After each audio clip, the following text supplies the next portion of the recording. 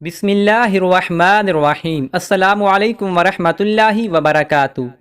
حضرت انس بن مالک رضی اللہ عنہ سے روایت ہے کہ نبی کریم صلی اللہ علیہ وآلہ وسلم نے فرمایا، جو آدمی اپنے مسلمان بھائی کو خوش کرنے کے لیے اس طرح ملتا ہے جس طرح اللہ تعالیٰ پسند فرماتا ہے، مثلا خندہ پیشانی کے ساتھ، تو اللہ تعالیٰ قیامت کے دن اسے خوش کر دے گا۔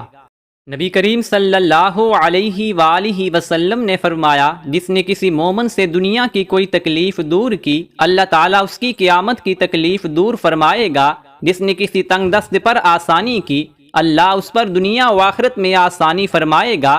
جس نے کسی مسلمان کی پردہ پوشی کی، اللہ دنیا و آخرت میں اس کی پردہ پوشی فرمائے گا۔ اللہ تعالیٰ بندے کی مدد کرتا رہتا ہے جب تک بندہ اپنے بھائی کی مدد میں لگا رہتا ہے۔ حضرت ابو ہریرہ رضی اللہ عنہ سے روایت ہے کہ نبی کریم صلی اللہ علیہ وآلہ وسلم کے پاس ایک آدمی نے آ کر عرض کیا، مجھے کچھ سکھائیے لیکن زیادہ نہ بتائیے تاکہ میں اسے یاد رکھ سکوں۔ آپ صلی اللہ علیہ وآلہ وسلم نے فرمایا، غصہ مت کرو۔ وہ کئی بار یہی سوال دہراتا رہا اور آپ ہر بار کہتے رہے، غصہ مت کرو۔ حضرت انس بن مالک رضی اللہ عنہ سے روایت ہے کہ رسول اللہ صلی اللہ علیہ وآلہ وسلم نے فرمایا، جو آدمی اپنی زبان کو روکے رکھتا ہے، اللہ تعالیٰ اس کے عیوب کو چھپاتا ہے۔ جو شخص اپنے غصہ کو روکتا ہے اور پی جاتا ہے، اللہ تعالیٰ قیامت کے دن اس سے اپنے عذاب کو روکے گا۔ اور جو شخص اپنے گناہ پر نادم ہو کر اللہ تعالیٰ سے معاذرت کرتا ہے، یعنی معافی چاہتا ہے، اللہ تعالیٰ اس کی عذر کو قبول فرما لیتا ہے۔ حضرت انس بن مالک رضی اللہ عنہ سے روایت ہے کہ ایک آدمی نے نبی کریم صلی اللہ علیہ وآلہ وسلم سے پوچھا، قیامت کب آئے گی؟ آپ نے فرمایا، قیامت کے لیے تم نے کیا تیار کر رکھا ہے؟ اس نے عرض کیا، میں نے قیامت کے لیے نہ تو زیادہ نفلی نمازیں، نہ زیادہ نفلی روزے تیار کیے ہیں اور نہ زیادہ صدقہ۔ ہاں، ایک بات ہے کہ اللہ تعالیٰ اور ان کے رسول سے محبت رکھتا ہوں۔ آپ صلی اللہ علیہ وآلہ وسلم نے فرمایا، تو پھر قیامت میں تم انہی کے ساتھ ہوگے جن سے تم نے دنیا میں محبت رکھی۔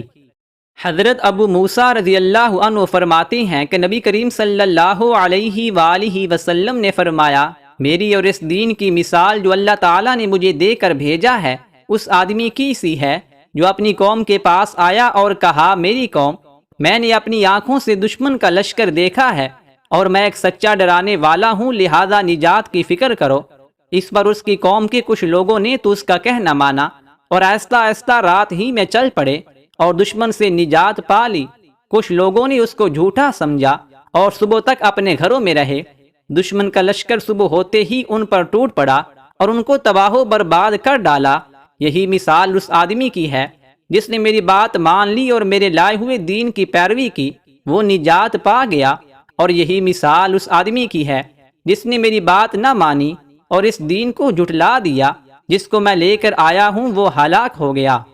حضرت ابو امامہ رضی اللہ عنہ سے مرفوعاً مروی ہے کہ نبی کریم صلی اللہ علیہ وآلہ وسلم نے فرمایا، 3 آدمی ایسے ہیں جن کے فرض و نفل اللہ تعالیٰ قبول نہیں کرے گا، ایک والدین کا نافرمان، دوسرا احسان جتلانے والا، تیسرا تقدیر کو جھٹلانے والا۔